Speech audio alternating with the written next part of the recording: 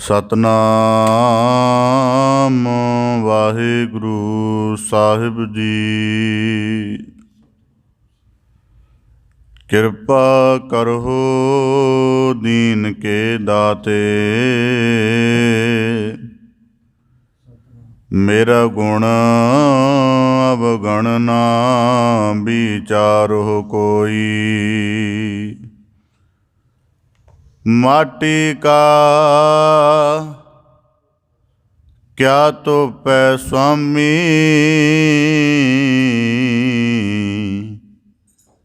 मानस की गत एही।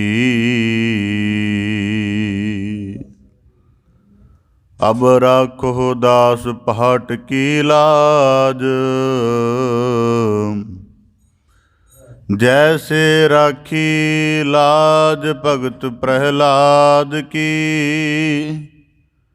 हर नाखस फारे कर आज, फुन द्रौपदी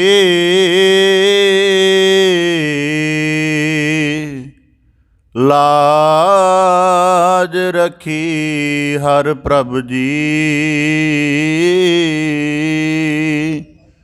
क्षीणत वस्त्र दीन बहु साज, सो दम अपदाते रखिया। गनिका पढ़त पूरे तिह काज, श्री सतगुर सुप्रसन्न कल जुग होए। राखो दास पहाट की लाज। मैं नाही कछ हो नाही, कछ आहे ना मोरा। अवसर लजा राख ले हो, सदना जन तोरा।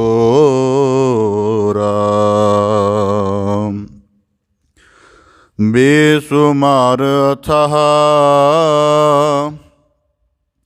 अगनत अतुलै, जो बुलावो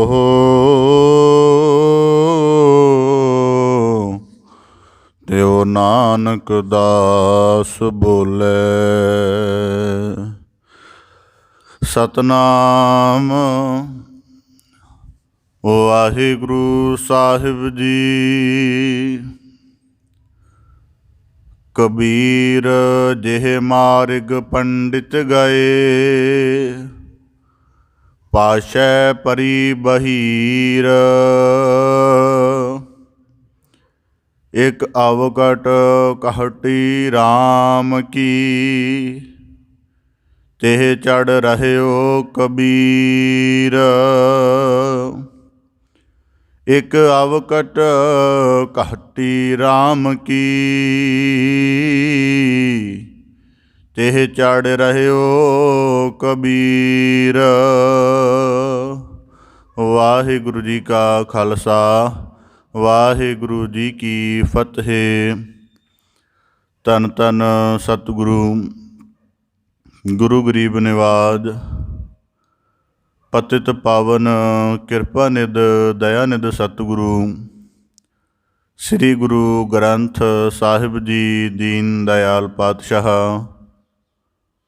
तिन्हां दी अपार मेहरामत है, दया बख्शिश है सतगुरु साहिब जी दी, जो सानू सब नू अपनी मेहर भरी नज़र करके सतगुरु साहिब जी ने अपनी पावन पवित्र चरण शरण हजूरी दे अंदर सतसंगत रूप विच जुड़न दा, शब्द की साधना करन दा, सतगुरु की दसी हुई सचियार दी जीवन जुगत नूं कमाउण दा ਸਤ ਸੰਗਤ ਰੂਪ ਟਕਸਾਲ ਵਿੱਚ ਬਾਣੀ ਦੁਆਰਾ, ਗਿਆਨ ਦੁਆਰਾ, ਨਾਮ ਰਸ ਦੁਆਰਾ ਆਪਣੇ ਜੀਵਨ ਦੀ ਅਮੋਲਕ ਕਾਢਤ ਘੜਨ ਦਾ ਅਵਸਰ ਬਖਸ਼ਿਸ਼ ਕਰਕੇ ਨਵਾਜ਼ਿਸ਼ ਕੀਤੀ ਹੈ ਜੀ। ਬੜੇ ਸੁਭਾਗਸ਼ਾਲੀ ਹੋ ਜੋ ਸਤਿਗੁਰੂ ਕੀ ਰਹਿਮਤ ਨੂੰ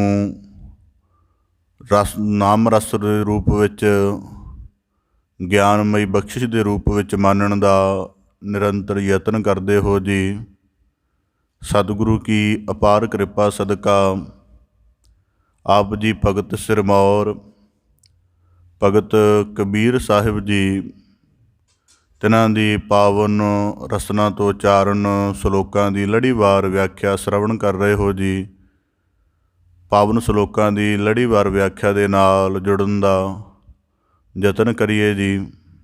ਵਿਚਾਰ ਪ੍ਰਾਰੰਭ ਕਰਨ ਤੋਂ ਪਹਿਲਾਂ ਬੜੇ ਅਦਬ ਸਹਿਤ ਉਚਾਰਨ ਕਰੋ ਜੀ। ਸਤਨਾਮ ਸ੍ਰੀ ਵਾਹਿਗੁਰੂ ਸਾਹਿਬ ਜੀ। ਕਬੀਰ ਜਿਹ ਮਾਰਗ ਪੰਡਿਤ ਗਏ, ਪਾਛੈ ਪਰੀ ਬਹੀਰ। ਭਗਤ ਸਾਹਿਬ ਭਗਤ ਕਬੀਰ ਸਾਹਿਬ ਜੀ ਲੜੀਵਾਰ ਸ਼ਲੋਕਾਂ ਦੇ ਅੰਤਰਗਤ ਇਸ ਤੋਂ ਪਹਿਲੇ ਸ਼ਲੋਕ ਦੇ ਵਿੱਚ ਬਖਸ਼ਿਸ਼ ਕਰਕੇ ਨਵਾਜ਼ਿਸ਼ ਕੀਤੀ ਸੀ ਕਿ ਅਧਿਆਤਮ ਦੇ ਵਿੱਚ ਸੇਵਾ ਅਤੇ ਸਿਮਰਨ ਦੋ ਪ੍ਰਮੁੱਖ ਅਤੇ ਅਤੀ ਉੱਤਮ ਕਰਮ ਮੰਨੇ ਜਾਂਦੇ ਹਨ, ਪਰ ਇਹ ਉਦੋਂ ਅਸਲ ਦੇ ਵਿੱਚ ਸਫਲ ਹੁੰਦੇ ਹਨ ਜਦ ਸਾਡੀ ਸੇਵਾ ਦਾ ਪ੍ਰਯੋਜਨ ਸੰਤ ਜਨਾਂ ਦੀ ਸੁਹਬਤ ਵਿੱਚ ਜਾ ਕੇ ਉਹਨਾਂ ਕੋਲੋਂ ਗਿਆਨ ਦੇ ਉੱਤਮ ਉਪਦੇਸ਼ ਨੂੰ ਪ੍ਰਾਪਤ ਕਰਨਾ ਅਤੇ ਫਿਰ ਉਹਨਾਂ ਦੇ ਬੰਦਗੀ, ਗਿਆਨ, ਨਿਰਮਲ ਆਚਰਣ ਦੇ ਵਿੱਚ ਢਲੇ ਹੋਏ ਜੀਵਨ ਨੂੰ ਆਪਣੀ ਪ੍ਰੇਰਣਾ ਬਣਾ ਕੇ ਅਤੇ ਪ੍ਰਭੂ ਸਰੂਪ ਵਿੱਚ ਅਭੇਦ ਹੋਣਾ। ਜੇ ਇਸ ਤਰ੍ਹਾਂ ਦਾ ਸਾਧਕ ਯਤਨ ਕਰੇ ਤਾਂ ਉਹ ਸੰਤ ਜਨਾਂ ਦੀ ਸੇਵਾ ਦੇ ਨਾਲ ਸਫਲ ਹੋ ਜਾਂਦਾ ਹੈ ਅਤੇ ਉਹਦਾ ਆਪਣੇ ਅਸਲ ਭਾਵ ਕੇ ਰਾਮ ਪਰਮੇਸ਼ਰ ਦੇ ਨਾਲ ਉਹਦੀ ਅਭੇਦਤਾ ਹੋ ਜਾਂਦੀ ਹੈ। ਉਹ ਦੇਹ ਦੀ, ਮਨ ਦੀ ਸਾਰੀ ਮੈਲ ਵਾਸਨਾ ਨੂੰ ਤਿਆਗ ਕੇ ਮੁਕਤ ਸਰੂਪ ਹੋ ਜਾਂਦਾ। ਇਸ ਕਰਕੇ ਭਗਤ ਕਬੀਰ ਸਾਹਿਬ ਜੀ ਨੇ ਬਖਸ਼ਿਸ਼ ਕੀਤੀ ਸੀ ਕਿ ਸਾਨੂੰ ਜੀਵਨ ਦੇ ਵਿੱਚ ਜਿਵੇਂ ਇੱਕ ਵਿਦਿਆਰਥੀ ਦੇ ਅੰਦਰ ਸਿੱਖਣ ਦਾ ਤੀ ਪ੍ਰਤਿਭਾ ਹੈ ਹੀ, ਪਰ ਉਸ ਪ੍ਰਤਿਭਾ ਕਿਸੇ ਕਾਮਲ ਅਧਿਆਪਕ ਦੇ ਹੱਥ ਲੱਗ ਜਾਏ ਤਾਂ ਉਸ ਪ੍ਰਤਿਭਾ ਨੂੰ 1 ਤੋਂ 100 ਗੁਣਾ ਕਰ ਦਿੰਦਾ ਹੈ।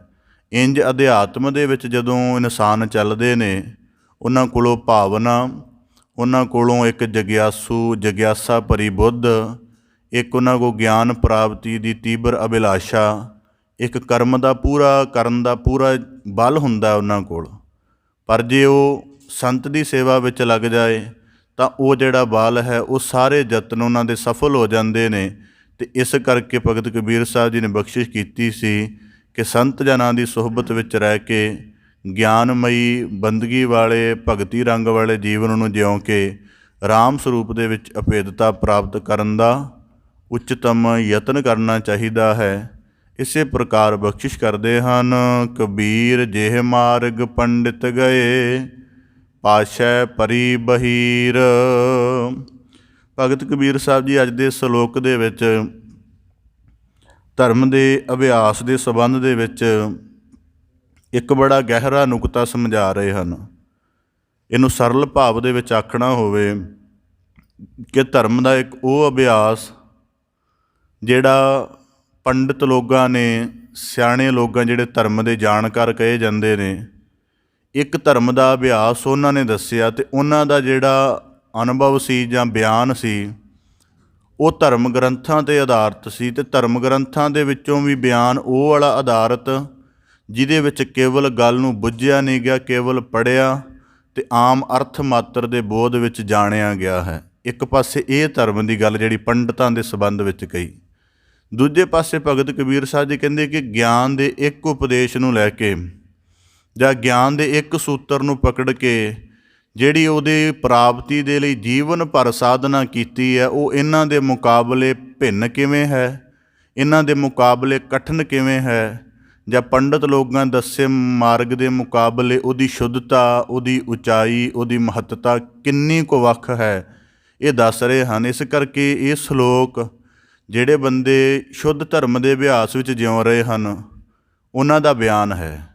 ਕਿਉਂਕਿ ਅਸੀਂ ਆਮ ਕਰਕੇ ਧਰਮ ਦਾ ਜਿੰਨਾ ਵੀ ਸਾਡੇ ਕੋਲ ਅਭਿਆਸ ਹੈ ਇਹ ਸਾਡੇ ਆਪਣੇ ਗਿਆਨ 'ਚੋਂ ਨਹੀਂ ਪੈਦਾ ਹੋਇਆ, ਇਹ ਤਾਂ ਸਾਨੂੰ ਪਰਿਆ ਪਰੋਸਿਆ ਦਿੱਤਾ ਗਿਆ ਹੋਇਆ ਹੈ। ਇਸ ਕਰਕੇ ਭਗਤ ਕਬੀਰ ਸਾਹਿਬ ਜੀ ਨੇ ਬਹੁਤ ਗਹਿਰੀ ਗੱਲ ਕਹੀ ਹੈ ਕਿ ਜਿਹੇ ਮਾਰਗ ਪੰਡਤ ਗਏ, ਕਿ ਉਹ ਇੱਕ ਮਾਰਗ ਬਣ ਗਿਆ ਹੈ। ਜਿਸ ਤਰਫ ਧਰਮ ਦੇ ਸ਼ੁੱਧ ਅਭਿਆਸ ਵਾਲੇ ਬੰਦੇ ਚੱਲਦੇ ਨੇ ਉੱਧਰ ਕੋਈ ਇੱਕ ਅੱਧ ਹੀ ਨਜ਼ਰ ਆਉਂਦਾ ਹੈ, ਪਰ ਜਿਹੜਾ ਪੰਡਤ ਲੋਕਾਂ ਨੇ ਮਾਰਗ ਬਣਾ ਦਿੱਤਾ, ਭਾਵ ਕਿ ਜਿਹਨੂੰ ਵੀ ਅਧਿਆਤਮ ਚੱਲਣ ਲੱਗਦਾ ਹੈ ਉਹ ਉਹੀ ਕਰਮਾਂ ਦਾ ਸਹਾਰਾ ਲੈਂਦਾ। ਇਸ ਕਰਕੇ ਇਸ ਸ਼ਲੋਕ ਦਾ ਭਗਤ ਕਬੀਰ ਸਾਹਿਬ ਦੀ ਬਖਸ਼ਿਸ਼ ਕਰਦੇ ਨੇ, ਜਿਹੇ ਮਾਰਗ ਪੰਡਤ ਗਏ। ਸਰਲ ਭਾਵ ਹੈ ਕਿ ਜਿਸ ਮਾਰਗ 'ਤੇ ਪੰਡਤ ਲੋਕ ਚੱਲੇ, ਪਾਛੈ ਪਰੀ ਬਹੀਰ, ਅਤੇ ਲੋਕ ਉਹਨਾਂ ਦੇ ਮਗਰ ਚੱਲ ਪਏ, ਉਹਨਾਂ ਨੇ ਉਹਨਾਂ ਨੂੰ ਸਿਆਣੇ ਮੰਨਿਆ। ਪਰ ਭਗਤ ਕਬੀਰ ਸਾਹਿਬ ਜੀ ਕਹਿੰਦੇ ਮੇਰੀ ਸਾਧਨਾ ਥੋੜ੍ਹੀ ਵੱਖਰੀ ਹੈ। ਇੱਕ ਅਵਕਟ ਘਾਟੀ, ਇੱਕ ਘਾਟੀ ਜਿਵੇਂ ਇੱਕ ਪਹਾੜੀਆਂ ਹੁੰਦੀਆਂ ਨੇ, ਜਿਵੇਂ ਅੱਜ ਕਈ ਲੋਕ ਪਹਾੜੀਆਂ ਦੀ ਸੈਰ 'ਤੇ ਜਾਂਦੇ ਨੇ, ਉਚਾਈਆਂ 'ਤੇ ਜਾਂਦੇ ਨੇ, ਉਹਦਾ ਥੋੜ੍ਹਾ ਥੋੜ੍ਹਾ ਰਸਤਾ ਬਣਿਆ ਹੁੰਦਾ ਹੈ।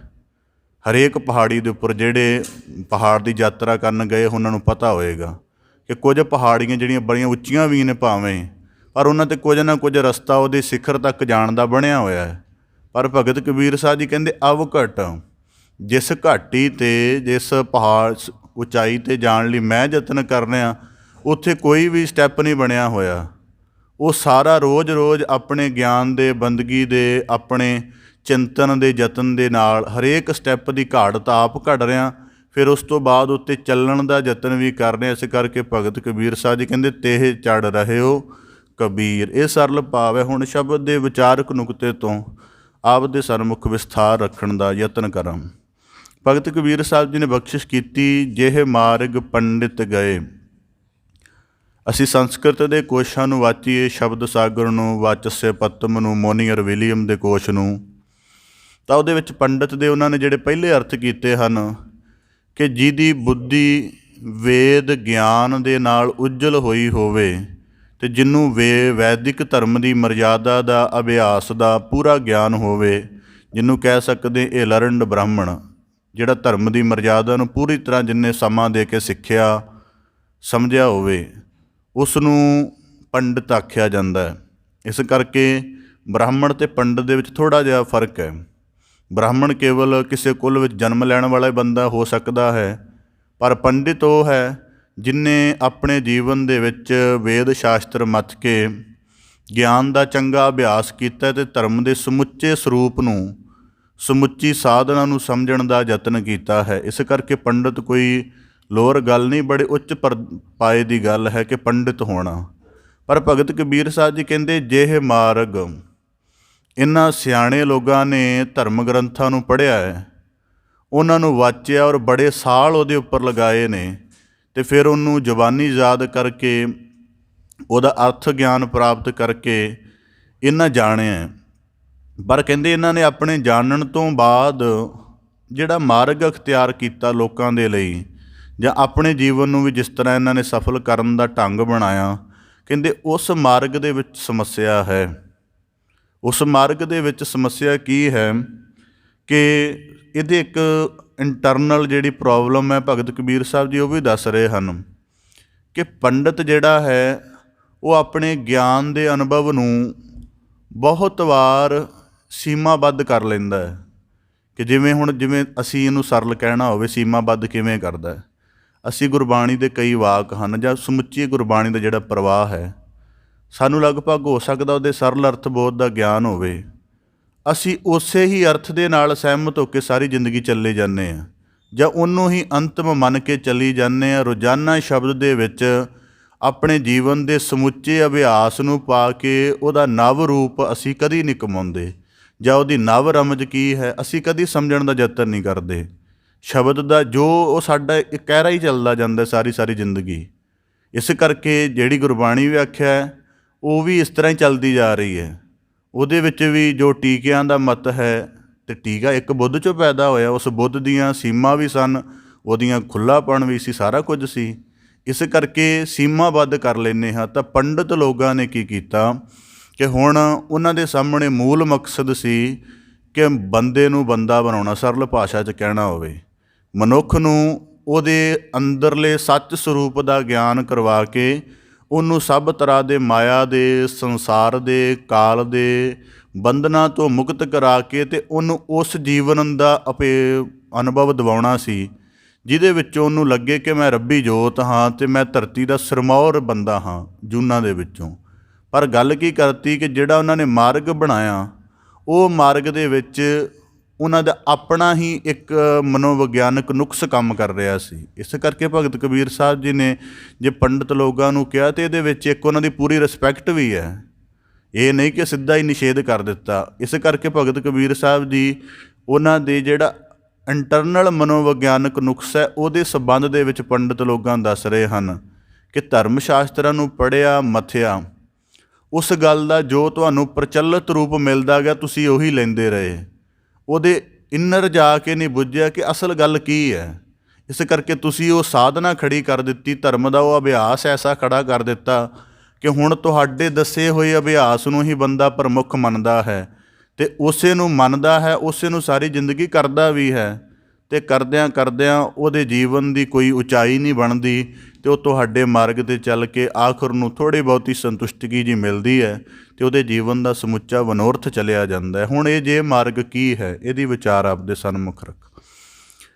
ਜਦ ਅਸੀਂ 4 ਵੇਦਾਂ ਦਾ ਅਧਿਐਨ ਕਰਦੇ ਹਾਂ ਤਾਂ ਉਹਦੇ ਵਿੱਚ ਜਿਵੇਂ ਰਿਗਵੇਦ ਹੈ, ਉਹਦੇ ਵਿੱਚ ਪੂਜਾ ਦੀ ਜਿਹੜੀ ਵਿਧੀਆਂ ਨੇ ਜਾਂ ਪੂਜਾ ਦਾ ਜਿਹੜਾ ਪੂਰਾ ਇੱਕ ਪਸਾਰ ਹੈ ਉਹਦਾ ਬੜਾ ਬਾਰੀਕ ਵਰਣਨ ਹੈ।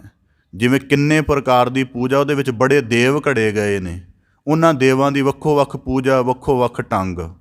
ਇੰਝ ਹੀ ਜਿਹੜਾ ਸਾਮਵੇਦ ਹੈ ਉਹਦੇ ਵਿੱਚ ਭਜਨ ਬੜੇ ਨੇ ਜਿਹਨੂੰ ਅਸੀਂ ਮੰਤਰ ਆਦਿ ਕਹਿੰਦੇ ਹਾਂ ਕਿ ਵੱਖੋ ਵੱਖ ਆਰਾਧਨਾ ਲਈ ਕਿਹੜਾ ਕਿਹੜਾ ਮੰਤਰ। ਇਸੇ ਤਰ੍ਹਾਂ ਜਿਹੜਾ ਅਥਰਵਵੇਦ ਹੈ ਉਹਦੇ ਵਿੱਚ ਜੱਗ ਆਦਿਕ, ਹੋਰ ਜਿਹੜੀਆਂ ਹਵਨ ਆਦਿਕ ਸਾਰੇ ਕਰਮ ਨੇ, ਇਹਨਾਂ ਬਾਰੇ ਬੜਾ ਬਾਰੀਕ ਵਰਣਨ ਹੈ। ਇਸ ਕਰਕੇ ਵੇਦਾਂ ਦੇ ਵਿੱਚ ਜੇ ਸਪਸ਼ਟ ਆਖਣਾ ਹੋਵੇ ਗਿਆਨ ਦਾ ਤੱਤ ਘੱਟ ਹੈ ਅਤੇ ਜਿਹੜਾ ਧਰਮ ਦੇ ਪ੍ਰਚਲਿਤ ਕਰਮਕਾਂਡੀ ਅਭਿਆਸ ਹੈ ਉਹਦਾ ਜ਼ਿਕਰ ਜ਼ਿਆਦਾ ਹੈ। ਇਸ ਕਰਕੇ ਗੁਰੂ ਸਾਹਿਬ ਜੀ ਨੇ ਜਿੱਥੇ ਕਿਹਾ ਨਾ ਕਿ ਵੇਦਾਂ ਮਹਿ ਨਾਮ ਉੱਤਮ, ਉਹਦਾ ਭਾਵ ਹੈ ਕਿ ਜਿਸ ਹਿੱਸੇ ਵਿੱਚ ਕੋਈ ਵੱਡੀ ਗਿਆਨ ਦੀ ਗੱਲ ਹੋਈ ਹੈ ਉਹ ਉੱਤਮ ਹੈ, ਬਾਕੀ ਤਾਂ ਉਹਦੇ ਦੂਜੇ ਰੂਪ ਹੋਰ ਤਰ੍ਹਾਂ ਦੇ ਹਨ। ਇਸ ਕਰਕੇ ਭਗਤ ਕਬੀਰ ਸਾਹਿਬ ਜੀ ਕਹਿੰਦੇ ਕਿ ਪੰਡਤ ਲੋਕਾਂ ਨੇ ਕੀ ਕੀਤਾ, ਉਹਨਾਂ ਨੇ ਉਸ ਧਰਮ ਗ੍ਰੰਥਾਂ ਦੇ ਪੜ੍ਹਿਆ, ਉਹਦੀ ਮਰਜ਼ਾਦਾ ਦੇ ਸੱਚ ਨੂੰ ਜਾਣ ਲਿਆ, ਉਸ ਸੱਚ ਨੂੰ ਥੋੜ੍ਹਾ ਸਮਝ ਲਿਆ, ਪਰ ਉਸ ਸੱਚ ਨੂੰ ਪੂਰਾ ਬੁੱਝਣ ਤੋਂ ਅਸਮਰੱਥ ਰਹੇ। ਇਸ ਕਰਕੇ ਧਰਮ ਦਾ ਅਭਿਆਸ ਉਹ ਪੈਦਾ ਕਰ ਦਿੱਤਾ ਕਿ ਜਿਹੜਾ ਹੋਰ ਜ਼ਿਆਦਾ ਭਟਕਾਉਣ ਵਾਲਾ ਸੀ, ਜਿਹੜਾ ਪੂਰਾ ਯਤਨ ਕਰਨ ਦੇ ਬਾਵਜੂਦ ਵੀ ਬੰਦੇ ਨੂੰ ਪੂਰਾ ਫਲ ਨਹੀਂ ਦੇਣ ਵਾਲਾ ਸੀ। ਇਸ ਕਰਕੇ ਜਿਹੇ ਮਾਰਗ ਦਾ ਭਾਵ ਇਹ ਹੈ ਕਿ ਇਹਦੇ 2-3 ਮੈਂ ਨੁਕਤੇ ਆਪਦੇ ਸਨਮੁਖ ਰੱਖਦਿਆਂ। ਜਿਹੇ ਮਾਰਗ ਦਾ ਸਭ ਤੋਂ ਪਹਿਲਾ ਭਾਵ ਇਹ ਹੈ ਕਿ ਬੰਦੇ ਨੂੰ ਆਪਣੇ ਸੱਚ ਸਰੂਪ ਦੀ ਪਹਿਚਾਣ ਕਰਾਉਣੀ ਸੀ ਗਿਆਨ ਦੀ ਵਿਚਾਰ ਦੇ ਨਾਲ। ਭਾਵ ਕਿ ਬੰਦੇ ਦਾ ਪਰਮ ਮਨੋਰਥ ਹੈ ਮੁਕਤੀ ਪ੍ਰਾਪਤ ਕਰਨਾ। ਇਹ ਮੁਕਤੀ ਕਿਹਦੇ ਤੋਂ ਪ੍ਰਾਪਤ ਕਰਨੀ ਸੀ, ਇਸ ਗੱਲ ਦੀ ਸੂਖਮ ਰਮਜ ਪੰਡਤ ਲੋਕਾਂ ਨੇ ਨਾ ਖੋਲ੍ਹੀ। ਪੰਡਤ ਲੋਕਾਂ ਨੇ ਕਿ ਮੁਕਤੀ ਕਿਹਦੇ ਤੋਂ ਪ੍ਰਾਪਤ ਕਰਨੀ। ਹੁਣ ਬੰਦਾ ਕਹੇਗਾ ਕਿ ਮੈਂ ਘਰ 'ਚ ਬੈਠਾ ਆਜ਼ਾਦ ਹੈ, ਮੈਨੂੰ ਕਾਨੂੰਨ ਕੁਝ ਨਹੀਂ ਕਹਿ ਸਕਦਾ, ਮੈਨੂੰ ਕੋਈ ਹੋਰ ਕੁਝ ਨਹੀਂ ਕਹਿ ਸਕਦਾ, ਮੈਂ ਤਾਂ ਆਜ਼ਾਦ ਹਾਂ, ਫਿਰ ਮੈਂ ਮੁਕਤੀ ਕਿਹਦੇ ਤੋਂ ਪ੍ਰਾਪਤ ਕਰਨੀ ਹੈ। ਜਿਹੜੀ ਗੱਲ ਧਰਮ ਗ੍ਰੰਥਾਂ 'ਚ ਕਹੀ ਜਾਂਦੀ ਹੈ, ਇਸ ਮੁਕਤੀ ਦਾ ਅਨੁਭਵ ਕੀ ਹੈ, ਇਸ ਗੱਲ ਨੂੰ ਗਹਿਰਾ ਸਮਝਾਉਣ ਦੀ ਬਜਾਏ ਉਸ ਦੇ ਲਈ ਉਹਦਾ ਰੂਪ ਇਹ ਬਣਾ ਦਿੱਤਾ ਕਿ ਤੇਰਾ ਜਨਮ ਲੈਣਾ ਹੀ ਤੇਰੇ ਲਈ ਮੁਸ਼ਕਿਲ ਹੈ, ਇਸ ਕਰਕੇ ਜਨਮ ਤੋਂ ਹੀ ਮੁਕਤੀ ਚਾਹੀਦੀ ਹੈ। ਹੁਣ ਆਵਾਗਮਨ ਤੋਂ ਮੁਕਤੀ ਚਾਹੀਦੀ ਹੈ ਤਾਂ ਇਹਦੇ ਵਿੱਚ ਸਮੱਸਿਆ ਸੀ ਮਨੁੱਖ ਦੇ ਬਣੇ ਹੋਏ ਵਿਕਾਰਾਂ ਦੇ, ਮੋਹ ਦੇ, ਆਕਰਸ਼ਣ ਦੇ ਬੰਧਨ। ਇਸ ਪ੍ਰਤੀ ਸੁਚੇਤ ਨਾ ਕੀਤਾ ਅਤੇ ਮਨੁੱਖ ਨੂੰ ਕਿਹਾ ਕਿ ਤੈਨੂੰ ਮੁਕਤੀ ਪ੍ਰਾਪਤ ਹੋ ਜਾਏਗੀ। ਮੁਕਤੀ ਦੇ ਛੋਟੇ ਅਰਥ ਦੱਸ ਦਿੱਤੇ ਅਤੇ ਛੋਟੇ ਅਰਥਾਂ ਦੇ ਵਿੱਚ ਜਿਹੜੀ ਮੈਂ ਪਹਿਲਾਂ ਗੱਲ ਕਹਿ ਕਿ ਆਪਣਾ ਮਨੋਵਿਗਿਆਨਕ ਨੁਕਸ ਸ਼ਾਮਲ ਹੋ ਗਿਆ ਕਿ ਪੰਡਤ ਹੋਣ ਦੇ ਬਾਵਜੂਦ ਜਿਹੜੀ ਮਾਇਆ ਪ੍ਰਾਪਤੀ ਦੀ ਇੱਕ ਤ੍ਰਿਸ਼ਨਾ ਬਣੀ ਰਹੀ, ਉਹਨੇ ਹੀ ਇਹ ਸਾਰਾ ਧਰਮ ਦਾ ਅਧੂਰਾ ਅਭਿਆਸ ਖੜਾ ਕਰਨ 'ਤੇ ਉਹਨਾਂ ਨੂੰ ਮਜਬੂਰ ਕੀਤਾ ਕਿ ਆਪਣੀ ਧਨ ਦੀ ਲਾਲਸਾ ਸੀ, ਕਿਉਂਕਿ ਜ਼ਿੰਦਗੀ ਭਰ ਅਧਿਐਨ ਕਰਦੇ ਰਹੇ, ਇਸ ਕਰਕੇ ਧਨ ਨਹੀਂ ਪ੍ਰਾਪਤ ਹੋਇਆ। ਹੁਣ ਉਹ ਧਨ ਪ੍ਰਾਪਤੀ ਦੀ ਅਭਿਲਾਸ਼ਾ ਸੀ, ਇਸ ਕਰਕੇ ਉਹ ਅਭਿਆਸ ਖੜੇ ਕੀਤੇ ਜਿਹਦੇ ਵਿੱਚ ਉਹ ਬੰਦਾ ਤੁਹਾਡੀ ਫਾਈ ਵਿੱਚ ਫਸ ਸਕੇ। ਇਸ ਕਰਕੇ ਭਗਤ ਕਬੀਰ ਸਾਹਿਬ ਜੀ ਕਹਿੰਦੇ ਮੁਕਤੀ ਦੇ ਨਾਮ 'ਤੇ ਕਾਂਛੀ ਦੇ ਵਿੱਚ ਕਰਵੱਤਰ ਆਰਾ ਬਣਾ ਲਿਆ। ਉਹਦੇ ਬਾਰੇ ਵਿਆਖਿਆ ਪ੍ਰਚਲਿਤ ਕਰ ਦਿੱਤੀ ਕਿ ਜਿਹੜਾ ਸਾਰਾ ਕੁਝ ਦਾਨ ਕਰਕੇ ਇੱਥੇ ਮਰੇਗਾ ਉਹਨੂੰ ਮੁਕਤੀ ਪ੍ਰਾਪਤ ਹੋਏਗੀ। ਹੁਣ ਮੁਕਤੀ ਪ੍ਰਾਪਤ ਕਰਨ ਦੇ ਲਈ ਜਿਹੜੇ ਧਨਾੜ ਗਰੀਬ ਜਿਵੇਂ ਦੇ ਵੀ ਲੋਕ ਹੁੰਦੇ ਸਨ, ਕਿਉਂਕਿ ਹਰੇਕ ਨੂੰ ਫਿਰ ਮੁਕਤੀ ਦੀ ਵਿਆਖਿਆ ਬੜੀ ਚੰਗੀ ਕਰਦੇ ਸਨ ਕਿ ਤੁਹਾਨੂੰ ਸੁਰਗ ਮਿਲੇਗਾ, ਸਰਗ ਦੇ ਵਿੱਚ ਇਸ ਤਰ੍ਹਾਂ ਦੇ ਸੁੱਖ ਮਿਲਣਗੇ, ਉਹ ਸਾਰਾ ਕੁਝ ਰੂਪ ਬਣਾ ਕੇ ਦੱਸਦੇ ਸਨ। ਅਤੇ ਬੰਦੇ ਦਾ ਸੁਭਾਵਿਕ ਮਨ ਕਰਦਾ ਸੀ, ਲੋਕ ਆਪਣਾ ਧਨ ਸਾਰਾ ਕੁਝ ਲੈ ਕੇ ਚਲੇ ਜਾਂਦੇ ਸਨ, ਪੰਡਤਾਂ ਨੂੰ ਦਾਨ ਕਰਕੇ ਫਿਰ ਕਰਵੱਤਰ ਆਰੇ ਹੇਠ ਉਹਨਾਂ ਦਾ ਜਿਹੜਾ ਸੀ ਗਰਦਨ ਕੱਟ ਦਿੱਤੀ ਜਾਂਦੀ ਸੀ ਅਤੇ ਉਹ ਮਰ ਜਾਂਦੇ ਸਨ ਅਤੇ ਧਨ ਇਹਨਾਂ ਕੋਲ ਆ ਜਾਂਦਾ ਸੀ ਅਤੇ ਉਹ ਸਮਝਦਾ ਸੀ ਮੈਂ ਮੁਕਤ ਹੋ ਗਿਆ। ਹੁਣ ਭਗਤ ਕਬੀਰ ਸਾਹਿਬ ਜੀ ਕਹਿੰਦੇ ਜਿਹੇ ਮਾਰਗ ਪੰਡਤ ਗਏ, ਜਿਹੜਾ ਮੁਕਤੀ ਦਾ ਆਹ ਰੂਪ ਤੁਸੀਂ ਬਣਾ ਦਿੱਤਾ ਹੈ, ਹੁਣ ਸਾਰਿਆਂ ਨੂੰ ਇਹੀ ਲੱਗਦਾ ਹੈ ਕਿ ਇਹ ਸੌਖੀ ਹੈ, ਜਲਦੀ ਕਰ ਲਈਏ, ਮਰਨਾ ਤਾਂ ਹੈ ਹੀ ਹੈ, ਚਲੋ ਮੁਕਤੀ ਦੀ ਅਭਿਲਾਸ਼ਾ ਲੈ ਕੇ ਮਰ ਜੀ। ਇਸ ਕਰਕੇ ਭਗਤ ਕਬੀਰ ਸਾਹਿਬ ਜੀ ਕਹਿੰਦੇ ਪਾਛੈ ਪਰੀ ਬਹੀਰ, ਬੜੇ ਇਸ ਤਰਫ ਚੱਲ ਪਏ ਹਨ। ਇਸ ਕਰਕੇ ਕਹਿੰਦੇ ਇਹਦੇ ਵਿੱਚ ਸਮੱਸਿਆ ਹੈ ਕਿ ਮਨੁੱਖ ਤਾਂ ਫਿਰ ਕਾਮਨਾ ਲੈ ਕੇ ਮਰਿਆ, ਅਤੇ ਕਾਮਨਾ ਤੋਂ ਜਿੰਨਾ ਚਿਰ ਵਾਸਨਾ ਤੋਂ, ਕਾਮਨਾ ਤੋਂ, ਆਕਰਸ਼ਣ ਤੋਂ ਮਨ ਪੂਰੀ ਤਰ੍ਹਾਂ ਰਹਿਤ ਨਹੀਂ ਹੁੰਦਾ, ਉਨਾ ਚਿਰ ਬੰਦੇ ਦੀ ਮੁਕਤੀ ਦੀ ਕੋਈ ਸੰਭਾਵਨਾ ਨਹੀਂ। ਇਸ ਕਰਕੇ ਜਿਹੇ ਮਾਰਗ ਦਾ ਪਹਿਲਾ ਨੁਕਤਾ ਕਿ ਤੁਸੀਂ ਬੰਦੇ ਦੇ ਸਾਹਮਣੇ ਵਿਆਖਿਆ ਹੀ ਉਹ ਰੱਖੀ ਕਿ ਜਿਹੜੀ ਉਹ ਭਟਕ ਸਕੇ। ਇਸ ਕਰਕੇ ਭਗਤ ਨਾਮਦੇਵ ਜੀ ਅਵਗਟ ਘਾਟੀ ਦਾ ਜ਼ਿਕਰ ਵੀ ਨਾਲੇ ਕਰਦਿਆਂ ਭਗਤ ਨਾਮਦੇਵ ਜੀ ਨੇ ਕਿਹਾ ਨਾ ਬਾਣੀ ਦੇ ਵਿੱਚ, ਮੂਏ ਹੋਏ ਜੋ ਮੁਕਤ ਦੇ ਹੋਗੇ ਮੁਕਤ ਨਾ ਜਾਣੈ ਕੋਇਲਾ, ਕਿ ਜੇ ਮੁਕਤੀ ਉਹਦਾ ਜਿਉਂਦਿਆਂ ਅਭਿਆਸ ਦੇ ਮੈਨੂੰ ਵੀ ਤਾਂ ਪਤਾ ਲੱਗੇ ਕਿ ਮੁਕਤੀ ਕੀ ਹੁੰਦੀ ਹੈ। ਜੇ ਮਰਿਆ ਮਿਲਣੀ ਹੈ ਅਤੇ ਜੇ ਮਰ ਕੇ ਪਤਾ ਵੀ ਲੱਗ ਗਿਆ ਅਤੇ ਉਹ ਦੂਜੇ ਨੂੰ ਕਿਵੇਂ ਦੱਸ ਸਕਾਂਗਾ।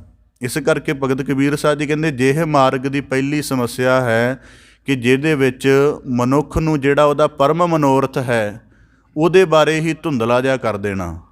ਇਸ ਕਰਕੇ ਜਿਹੜਾ ਬੌਧ ਮਤ ਅਤੇ ਜੈਨ ਮਤ ਭਾਰਤ ਦੀ ਧਰਤੀ 'ਤੇ ਤਾਂ ਨਹੀਂ ਰਹੇ, ਉਹ ਇਸੇ ਕਰਕੇ ਨਹੀਂ ਰਹੇ, ਉਹਨਾਂ ਨੇ ਬੜਾ ਸਪਸ਼ਟ ਗਿਆਨ ਪੈਦਾ ਕਰ ਦਿੱਤਾ ਸੀ। ਅਤੇ ਫਿਰ ਜਿਹੜਾ ਸੀ ਪੰਡਤ ਲੋਕ ਸੀ ਜਿਨ੍ਹਾਂ ਨੇ ਇਸ ਤਰ੍ਹਾਂ ਦਾ ਆਪਣਾ ਸਾਰਾ ਸਿਲਸਿਲਾ ਚਲਾਇਆ ਹੋਇਆ ਸੀ, ਉਹ ਇਸ ਗੱਲ ਤੋਂ ਘਬਰਾ ਗਏ ਸਨ। ਪਹਿਲਾ ਨੁਕਤਾ ਕਿ ਮੁਕਤੀ ਦੇ ਸੰਬੰਧ ਵਿੱਚ ਬੰਦੇ ਨੂੰ ਭਰਮ ਵਿੱਚ ਰੱਖਿਆ ਜਾਂਦਾ ਸੀ। ਦੂਜਾ ਯਤਨ, ਇਸ ਸੰਸਾਰ ਦੇ ਵਿੱਚ ਰਹਿ ਕੇ ਬੰਦੇ ਨੂੰ ਗਿਆਨ ਦੇ ਅਭਿਆਸ ਨਾਲ ਭਰਪੂਰ ਕਰਕੇ ਉਹਨੂੰ ਆਪਣੇ ਅੰਤਰ ਤੀਰਥ ਦੀ ਸੋਝੀ ਕਰਵਾਉਣੀ ਸੀ ਕਿ ਤੂੰ ਆਪਣੇ ਆਪ ਦੇ ਵਿੱਚ ਕੰਪਲੀਟ ਹੈ ਅਤੇ ਤੀਰਥ ਵੀ ਤੇਰੇ ਅੰਤਰੀਵ ਹੈ। ਜਦੋਂ ਜਿਵੇਂ ਹੁਣ ਧਰਤੀ ਦੇ ਵਿੱਚ ਜਲ ਹੈ, ਇਹਨੂੰ ਪ੍ਰਗਟ ਕਰਨ ਲਈ ਖੋਦਣਾ ਪੈਂਦਾ, ਇਸੇ ਤਰ੍ਹਾਂ ਤੇਰੇ ਮਨ ਦੀਆਂ ਤਹਿਾਂ ਦੇ ਵਿੱਚ ਪ੍ਰਭੂ ਨੇ ਉਹ ਅਸੀਮ ਗਿਆਨ ਸਮਾਇਆ ਹੋਇਆ ਹੈ ਅਤੇ ਗਿਆਨ ਦੇ ਚਿੰਤਨ ਅਭਿਆਸ ਦੇ ਨਾਲ ਤੂੰ ਆਪਣੇ ਇੱਕ ਉਚੇਰੇ ਜੀਵਨ ਨੂੰ ਮਾਣ ਲੈਣਾ ਹੈ ਅਤੇ ਉਚੇਰੇ ਜੀਵਨ ਦਾ ਪਹਿਲਾਂ ਇੱਕ ਲੈਵਲ ਬਣਾ ਲੈਣਾ ਹੈ, ਫਿਰ ਆਪਣੇ ਮਨ ਦੀ ਸਾਰੀ ਸਾਧਨਾ ਉਹਦੇ ਅਨੁਸਾਰ ਕਰਦੇ ਜਾਣਾ ਅਤੇ ਉਹ ਤੇਰਾ ਅੰਤਰ ਤੀਰਥ ਬਣ ਜਾਣਾ ਹੈ। ਇਸ ਗੱਲ ਦਾ ਦੀਰਘ ਗਿਆਨ ਅਤੇ ਦੀਰਘ ਅਭਿਆਸ ਦੇਣ ਦੀ ਬਜਾਏ ਉਹਨੂੰ ਬਾਹਰੀ ਕਰਮ ਤੱਕ ਰੋਕ ਦਿੱਤਾ ਗਿਆ ਕਿ ਇਤਨੇ ਤੀਰਥ ਨੇ, ਹਰੇਕ ਤੀਰਥ ਦਾ ਵੱਖੋ ਵੱਖਰਾ ਫਲ ਹੈ, ਇਵੇਂ ਦੇ ਇਸ਼ਨਾਨ ਕਰੋਗੇ ਤੁਹਾਡੀ ਮੁਕਤੀ ਹੈ। ਅਤੇ ਬਹੁਤ ਲੋਕ ਇਹਦੇ ਮਗਰ ਚੱਲ ਪਏ।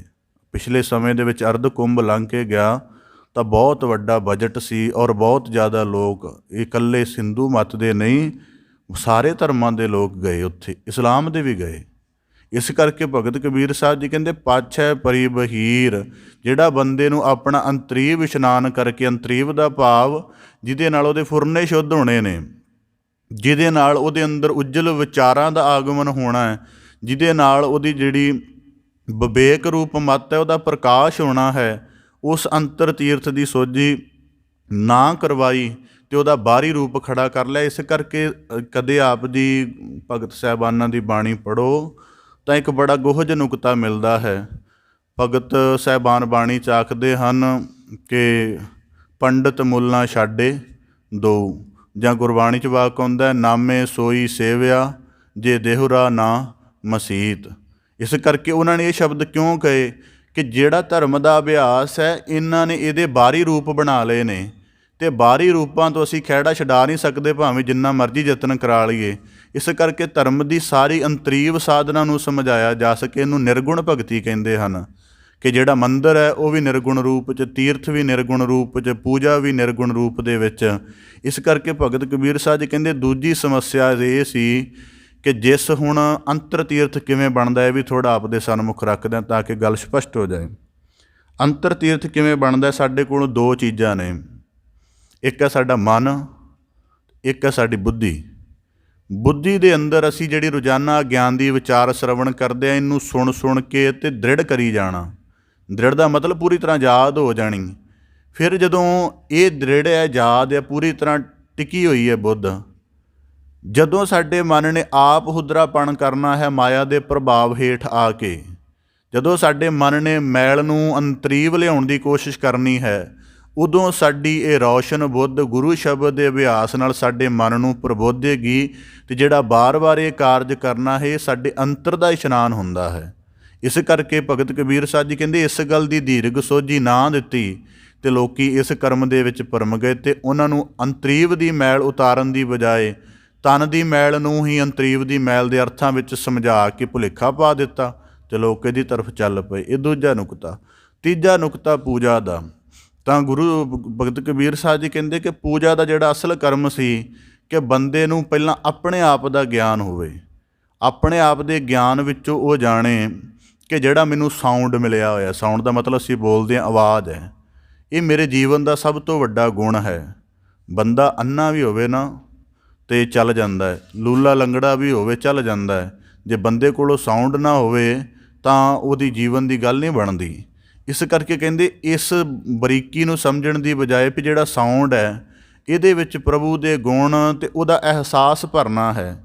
ਕਹਿੰਦੇ ਇਸ ਗੱਲ ਨੂੰ ਭਰਨ ਦੀ ਬਜਾਏ ਉਹਨੂੰ ਪੂਜਾ ਦੇ ਹੋਰ ਰੂਪ ਦੇ ਦਿੱਤੇ ਗਏ। ਉਹਦੇ ਵਿੱਚੋਂ ਕਈ ਤਰ੍ਹਾਂ ਦੇ ਕਰਮ ਕਰਨ ਲੱਗ ਪਿਆ, ਉਹਦੇ ਵਿੱਚੋਂ ਪੂਜਾ ਦੀ ਬੜੀਆਂ ਵਿਧੀਆਂ ਬਣਾ ਦਿੱਤੀਆਂ ਗਈਆਂ। ਇਸ ਕਰਕੇ ਭਗਤ ਕਬੀਰ ਸਾਹਿਬ ਜੀ ਕਹਿੰਦੇ ਉਹ ਵੀ ਸੌਖੀਆਂ ਸਨ, ਪਾਛੈ ਪਰੀ ਬਹੀਰ, ਉਹਦੇ ਮਗਰ ਚੱਲ ਪਏ ਲੋਕ। ਹੁਣ ਅਗਲਾ ਨੁਕਤਾ ਕਿ ਇਸ ਤੋਂ ਅੱਗੇ ਜਾ ਕੇ ਕਹਿੰਦੇ ਕਿ ਫਿਰ ਕਰਮਕਾਂਡੀ ਸੁਭਾਅ ਬਣਾ ਦਿੱਤੇ ਗਏ, ਦਾਨ ਦੇ ਹੋਰ ਸਾਰੇ ਕਰਮ ਬਣਾ ਦਿੱਤੇ ਗਏ। ਅਤੇ ਪਾਛੈ ਪਰੀ ਬਹੀਰ, ਜਿਹੜੀ ਪਾਛੈ ਪਰੀ ਬਹੀਰ ਹੈ, ਇਹਦਾ ਵੀ ਇੱਕ ਨੁਕਸ ਹੈ। ਇਹਦਾ ਨੁਕਸ ਕੀ ਹੈ ਕਿ ਹਰ ਗੱਲ ਨੂੰ ਸਰਲ ਚਾਹੁੰਦੀ ਹੈ। ਮੁਕਤੀ ਚਾਹੀਦੀ ਹੈ ਤਾਂ ਸੌਖਾ ਜਿਹਾ ਯਤਨ, ਪੈਸਾ ਲੈ ਲਓ ਜੀ ਸਾਨੂੰ ਦੇ ਦਿਓ। ਅੱਜ ਵੀ ਸਹੀ ਜਿਹੜੀ ਆ ਪੰਡਿਤ ਸ਼ਬਦ ਭਗਤ ਕਬੀਰ ਸਾਹਿਬ ਜੀ ਨੇ ਵਰਤਿਆ, ਕਿਤੇ ਮਤਾ ਇਹ ਸਮਝ ਲੈਣਾ ਕਿ ਇਸ ਹਿੰਦੂ ਮਤ ਦੇ ਸੰਬੰਧ ਵਿੱਚ ਗੱਲ ਹੋ ਰਹੀ ਹੈ। ਸਾਡੇ ਵਿੱਚ ਵੀ ਅੱਜ ਇਸ ਤਰ੍ਹਾਂ ਦਾ ਬੜਾ ਵੱਡਾ ਵਰਗ ਕਾਰਜਸ਼ੀਲ ਹੈ ਜਿਹੜਾ ਸਾਨੂੰ ਧਰਮ ਦਾ ਇਹੀ ਅਭਿਆਸ ਦੇਵੇਗਾ। ਧਰਮ ਦੀ ਜਿਹੜੀ ਅਸਲ ਖੂਬਸੂਰਤੀ ਹੈ, ਮੈਂ ਕੁਝ ਦਿਨ ਪਹਿਲਾਂ ਕਿਤੇ ਵਿਚਾਰ ਸਾਂਝਾ ਕੀਤਾ ਸੀ ਕਿ ਰਾਜਨੀਤਿਕ ਲੋਕ ਤਾਂ ਚਲੋ ਭ੍ਰਿਸ਼ਟਾਚਾਰੀ ਕਰਨੀ ਕਿਉਂਕਿ ਉਹਨਾਂ ਦੇ ਮਨੋਰਥ ਹੁੰਦੇ ਨੇ, ਉਹਨਾਂ ਨੇ ਆਪਣਾ ਖਰਚਾ ਵਗੈਰਾ ਵੀ ਕੀਤਾ ਹੁੰਦਾ ਹੈ। ਧਰਮ ਦੇ ਬੰਦੇ ਨੇ ਕਿਹੜਾ ਖਰਚਾ ਕੀਤਾ ਹੁੰਦਾ ਹੈ? ਉਹ ਤਾਂ ਵੀ ਐਸੀਆਂ ਧੁੰਦਲੀਆਂ ਵਿਆਖਿਆ ਬੰਦੇ ਨੂੰ ਦਿੰਦਾ ਹੈ ਕਿ ਬੰਦਾ ਉਹਦੇ ਵਿੱਚ ਹੀ ਖੱਪ ਜਾਂਦਾ ਹੈ। ਇਸ ਕਰਕੇ ਭਗਤ ਕਬੀਰ ਸਾਹਿਬ ਜੀ ਕਹਿੰਦੇ ਕਿ ਪਾਛੈ ਪਰੀ ਬਹੀਰ ਦਾ ਨੁਕਸ ਕੀ ਹੈ? ਇਹ ਸੌਖਾ ਚਾਹੁੰਦੇ ਨੇ। ਹੁਣ ਸੌਖਾ ਕਿਵੇਂ? ਮੈਂ ਉਹਦਾ ਬੜਾ ਮੁੱਢਲੇ ਪੱਧਰ ਦੀ ਗੱਲ ਕਰਦਿਆਂ, ਬਾਣੀ ਦੀ ਵਿਚਾਰ, ਬਾਣੀ ਦੇ ਅਭਿਆਸ, ਗੁਰੂ ਸ਼ਬਦ ਦੀ ਕਮਾਈ ਨਾਲ ਗੁਰੂ ਕੀ ਰਹਿਮਤ ਦੇ ਪਾਤਰ ਬਣਨ ਦੀ ਬਜਾਏ ਖਰੀਦਿਆ ਖਰਾਇਆ ਕਰਮ ਕਰਾਉਣਾ ਇਹ ਜ਼ਿਆਦਾ ਸੌਖਾ। ਇਸ ਕਰਕੇ ਲੋਕ ਇਹ ਜ਼ਿਆਦਾ ਕਰਦੇ ਨੇ। ਜਿਹੜਾ ਸਾਡੇ ਅੱਜ ਕਈ ਪ੍ਰਚਲਨ ਚੱਲ ਰਹੇ ਨੇ, ਅਸੀਂ ਸਿੱਧਾ ਨਹੀਂ ਬੋਲਦੇ ਉਹਨਾਂ ਦੇ ਉੱਪਰ, ਕਿਉਂਕਿ ਕਈਆਂ ਦੀ ਕਈ ਤਰ੍ਹਾਂ ਦੀ ਭਾਵਨਾ ਹੈ। ਪਰ ਜੇ ਅਸੀਂ ਗੁਰੂ ਸ਼ਬਦ ਦੇ ਗਿਆਨ ਵਿੱਚ ਰਹਿ ਕੇ ਉਹਨੂੰ ਵਾਚਾਂਗੇ ਤਾਂ ਉਹ ਇਹੀ ਹੈ। ਅਤੇ ਜਿਹੜੀ ਪੰਡਿਤ ਵਰਗੀ ਮੱਤ ਹੈ ਉਹ ਤੁਹਾਨੂੰ ਇਹੀ ਕਰਮ ਕਰਨ 'ਤੇ ਜ਼ੋਰ ਦੇਵੇਗੀ। ਉਹ ਜਿਹੜਾ ਗਿਆਨ ਦਾ ਅਸਲ ਅਨੁਭਵ ਹੈ ਉਹਦੇ ਵੱਲ ਨਹੀਂ ਜਾਣ ਦੇਵੇਗੀ, ਕਿਉਂਕਿ ਤੁਸੀਂ ਉਹਦੀ ਮਾਰ ਹੇਠੋਂ ਨਿਕਲ ਜਾਓਗੇ। ਜਦੋਂ ਤੀਰਥ ਦਾ ਕਰਮ ਛੱਡ ਦਿੱਤਾ, ਪੂਜਾ ਦਾ ਕਰਮ ਛੱਡ ਦਿੱਤਾ, ਮੁਕਤੀ ਦੀ ਜਿਹੜੀ ਬਾਹਰੀ ਅਭਿਲਾਸ਼ਾ ਛੱਡ ਦਿੱਤੀ, ਕਰਮ ਕਾਂਡ ਦਾ ਬਾਕੀ ਸਾਰਾ ਅਭਿਆਸ ਛੱਡ ਦਿੱਤਾ, ਉਹਦੀ ਪਕੜ ਹੇਠ ਕਿਵੇਂ ਆਓਗੇ? ਫਿਰ ਤਾਂ ਤੁਹਾਨੂੰ ਸਾਰਾ ਕੁਝ ਆਪ ਹੀ ਸਮਝਣ 'ਤੇ ਜ਼ੋਰ ਦੇਣਾ ਪਏਗਾ। ਕਦੀ ਇੰਝ ਹੋਇਆ ਕਿ ਸਾਡਾ ਬੱਚਾ ਸਕੂਲ ਗਿਆ ਹੋਵੇ, ਬਹੁਤ ਵੱਡੇ ਸਕੂਲ ਵੀ ਪਾ ਦਈਏ, ਬਹੁਤ ਆਲਾ ਦਰਜੇ ਦੇ ਟੀਚਰ ਵੀ ਹੋਣ, ਪਰ ਬੱਚਾ ਬਿਨਾਂ ਕਿਤਾਬ ਪੜ੍ਹੇ, ਬਿਨਾਂ ਕਿਤਾਬ ਖੋਲ੍ਹੇ ਲਿਖੇ ਸਿਆਣਾ ਹੋ ਗਿਆ ਹੋਵੇ? ਇਸ ਤਰ੍ਹਾਂ ਤਾਂ ਕਦੀ ਨਹੀਂ ਹੋਇਆ। ਭਾਵੇਂ ਥੋੜ੍ਹਾ ਹੀ ਕਰੇ, ਕਰਨਾ ਤਾਂ ਪੈਂਦਾ ਹੈ। ਇਸੇ ਤਰ੍ਹਾਂ ਜਿਹੜੇ ਸਿੱਖ ਨੇ ਗੁਰੂ ਸ਼ਬਦ ਵਿਚਾਰ ਵਿੱਚ ਢਲ ਕੇ ਆਪਣੇ ਜੀਵਨ ਦੇ ਅਨੁਭਵ ਨੂੰ ਸਮਝਿਆ ਹੀ ਨਹੀਂ ਅਤੇ ਉਹ ਧਰਮ ਦੇ ਬਾਹਰੀ ਰੂਪਾਂ ਦੇ ਵਿੱਚ ਭਰਮ ਰਿਹਾ ਹੈ, ਅਤੇ ਫਿਰ ਉਹਦੇ ਵਿੱਚੋਂ ਇਸ ਕਰਕੇ ਜਿੰਨੀਆਂ ਵੀ ਅਸੀਂ ਇਹਦੇ ਵਿੱਚ ਇੱਕ ਸਮੱਸਿਆ ਦਾ ਵੀ ਪੂਰਾ ਜ਼ਿਕਰ ਹੋ ਸਕਦਾ ਹੈ ਕਿ ਧਰਮ ਤੁਹਾਨੂੰ, ਜਿਵੇਂ ਮੁਕਤੀ ਦੀ ਗੱਲ ਆਈ ਸੀ, ਕਿ ਧਰਮ ਤੁਹਾਨੂੰ ਧਰਤੀ ਦੀ ਹਰ ਖਾਹਿਸ਼ ਤੋਂ ਮੁਕਤ ਕਰਦਾ ਹੈ, ਹਰ ਖਾਹਿਸ਼ ਤੋਂ, ਹਰ ਤਰ੍ਹਾਂ ਦੀ ਖਾਹਿਸ਼ ਤੋਂ। ਪਰ ਕੀ ਹੈ ਕਿ ਜਿਹੜੇ ਪੰਡਿਤ ਲੋਕ ਨੇ ਉਹ ਕਹਿੰਦੇ ਖਾਹਿਸ਼ ਆਪਣੀ ਲੈ ਆਓ, ਅਸੀਂ ਧਰਮ ਦੇ ਇਸ ਕਰਮ ਦੇ ਨਾਲ ਤੁਹਾਡੀ ਖਾਹਿਸ਼ ਪੂਰੀ ਕਰ ਦਿਆਂਗੇ। ਇੱਥੇ ਦੇਖੋ ਕਿ ਪੰਡਿਤ ਇਹ ਇਕੱਲਾ ਇੱਕ ਧਰਮ ਦਾ ਨਹੀਂ, ਸਾਰੇ ਧਰਮਾਂ 'ਚ ਹੀ ਚੱਲਦਾ ਹੈ। ਉਹ ਸਨਾਤਨ ਮਤ 'ਚ ਚੱਲਦਾ ਹੈ, ਇਸਲਾਮ 'ਚ ਚੱਲਦਾ ਹੈ, ਸਿੱਖਾਂ 'ਚ ਵੀ ਚੱਲਦਾ ਹੈ, ਸਭ ਈਸਾਈਆਂ 'ਚ ਵੀ ਚੱਲਦਾ ਹੈ। ਅਤੇ ਇਹ ਸਾਰਾ ਦੇਖਣਾ ਪੈਂਦਾ ਹੈ ਨਾ। ਤਾਂ ਕਰਕੇ ਭਗਤ ਕਬੀਰ ਸਾਹਿਬ ਜੀ ਕਹਿੰਦੇ ਪਾਛੈ ਪਰੀ ਬਹੀਰ। ਬਹੀਰ ਜਦੋਂ ਸ਼ਬਦ ਵਰਤਿਆ ਤਾਂ ਬਹੀਰ ਦਾ ਇੱਕ ਸਿੱਧਾ ਜਿਹਾ ਅਰਥ ਹੁੰਦਾ ਹੈ ਜਿਹੜੀ ਭੀੜ ਦਾ ਕੋਈ ਰੂਪ ਨਾ ਹੋਵੇ, ਖੁੱਲ੍ਹੀ। ਜਦੋਂ ਜੰਗ ਯੁੱਧ ਲੱਗਦੇ ਸਨ ਤਾਂ ਉਦੋਂ ਕੀ ਹੁੰਦਾ ਸੀ ਜੇ ਜਿਹੜਾ ਬਹੁਤ ਵੱਡਾ ਸਮੂਹ ਚੱਲਦਾ ਸੀ ਉਹਨੂੰ ਵਹੀਰ ਕਹਿੰਦੇ ਸਨ। ਤਾਂ ਵਹੀਰ ਦੇ ਵਿੱਚ ਕੀ ਹੁੰਦਾ ਸੀ, ਲਾਲਾ ਲਾਲਾ ਹੁੰਦੀ ਸੀ, ਗਿਆਨ ਦੀ ਗੱਲ ਕਿਸੇ ਨੂੰ ਨਹੀਂ ਸੀ ਪਤਾ ਹੁੰਦੀ। ਤਾਂ ਇਸੇ ਤਰ੍ਹਾਂ ਭਗਤ ਕਬੀਰ ਸਾਹਿਬ ਜੀ ਕਹਿੰਦੇ ਪਾਛੈ ਪਰੀ ਵਹੀਰ, ਕਿਸੇ ਨੇ ਉਹਦੇ ਉੱਪਰ ਪ੍ਰਸ਼ਨ ਨਹੀਂ ਉਠਾਲਿਆ ਕਿ ਇਹਦਾ ਅਸਲ ਕੀ ਹੈ ਜਾਂ ਇਹਦੀ ਅੰਤਰੀਵ ਕੀ ਹੈ। ਸਿਰਫ ਉਹਦੇ ਨਾਲ ਸਹਿਮਤ ਹੋ ਕੇ ਚੱਲਦੇ ਗਏ ਅਤੇ ਕਹਿੰਦੇ ਆਖਰ ਇਹ ਗੱਲ ਬਣ ਗਈ ਕਿ ਪਾਛੈ ਪਰੀ ਵਹੀਰ, ਅਤੇ ਉਹ ਹੁਣ ਅਭਿਆਸ ਇੰਨੇ ਚੱਲ ਗਏ ਨੇ ਕਿ ਹਰੇਕ ਧਰਮ ਦੀ ਖੂਬਸੂਰਤੀ ਜਿਹੜੀ ਉਹਦੇ ਅਸਲ ਸਰੂਪ ਵਿੱਚ ਹੈ ਉਹ ਪੰਡਿਤ ਲੋਕਾਂ ਦੇ ਇਹਨਾਂ ਦ੍ਰਿੜਾਏ ਕਰਮਾਂ ਦੇ ਵਿੱਚ ਪੈ ਪੈ ਕੇ ਖੁਆਰ ਹੋ ਰਹੀ ਹੈ ਅਤੇ ਬੰਦੇ ਧਰਮ ਦੇ ਅਰਥਾਂ ਤੋਂ ਅਣਜਾਣ ਹੋ ਰਹੇ ਨੇ। ਇਸ ਕਰਕੇ ਕਦੇ ਵੀ ਸਾਡਾ ਤਾਂ ਚਲੋ ਦਾਇਰਾ ਹੋਰ ਹੈ, ਮੈਂ ਆਪਣੇ ਨਿੱਜ ਅਭਿਆਸ ਦੇ ਵਿੱਚ ਬਹੁਤ ਪ੍ਰਬੁੱਧ ਲੋਕਾਂ ਦੇ ਵਿੱਚ ਵਿਚਰਦਾ ਅਤੇ ਪ੍ਰਬੁੱਧ ਲੋਕ ਉਹਨਾਂ ਦੀ ਸਭ ਤੋਂ ਵੱਡੀ ਸਮੱਸਿਆ ਹੀ ਇਹ ਰਹਿੰਦੀ ਹੈ। ਮੈਂ ਕਿਸੇ ਦਫਾ ਕਿਸੇ ਬਹੁਤ ਪੰਜਾਬ ਦਾ ਇੱਕ ਵਿਦਵਾਨ, ਉਹ ਜਿਹੜਾ ਸੀ ਦਿੱਲੀ ਯੂਨੀਵਰਸਿਟੀ ਦੇ ਵਿੱਚ ਨੈਸ਼ਨਲ ਪ੍ਰੋਫੈਸਰ ਐਮੀਰੇਟਸ ਸੀ, ਬਹੁਤ ਵੱਡਾ ਫਰੈਂਚ ਯੂਨੀਵਰਸਿਟੀ ਵਿੱਚ ਪੜ੍ਹਾਉਂਦਾ ਵੀ ਰਿਹਾ ਉੱਧਰ ਫਰੈਂਚ ਭਾਸ਼ਾ, ਉਹਦੇ ਨਾਲ ਕਿਸ ਸੰਬੰਧ ਦੇ ਵਿੱਚ ਗੱਲ ਹੋਈ ਤਾਂ ਉਹਦੇ ਕਾਫੀ ਉਹਦੇ ਅੰਦਰ ਰੋਹ ਸੀ ਇਸ ਗੱਲ ਬਾਰੇ, ਧਰਮ ਦੇ ਬਾਰੇ ਲੈ ਕੇ। ਤਾਂ ਮੈਂ ਉਹਨੂੰ ਸਾਰਾ ਸੁਣਿਆ ਵੀ, ਮੈਂ ਬਾਅਦ ਦੇ ਵਿੱਚ ਅਰਜ਼ ਕੀਤੀ ਜੀ, ਮੈਂ ਕਿਹਾ ਤੁਸੀਂ ਐਡੇ ਵੱਡੇ ਪੜ੍ਹੇ ਲਿਖੇ ਬੰਦੇ ਹੋ, ਵਿਦੇਸ਼ਾਂ ਦੀ ਯੂਨੀਵਰਸਿਟੀਆਂ 'ਚ ਤੁਸੀਂ ਪੜ੍ਹਾਇਆ ਹੋਇਆ ਹੈ, ਪਰ ਤੁਹਾਡੇ ਅੰਦਰ ਇਹ ਰੋਹ ਹੈ, ਇਹ ਬੜਾ ਹੋਰ ਤਰ੍ਹਾਂ ਲੱਗਦਾ ਹੈ।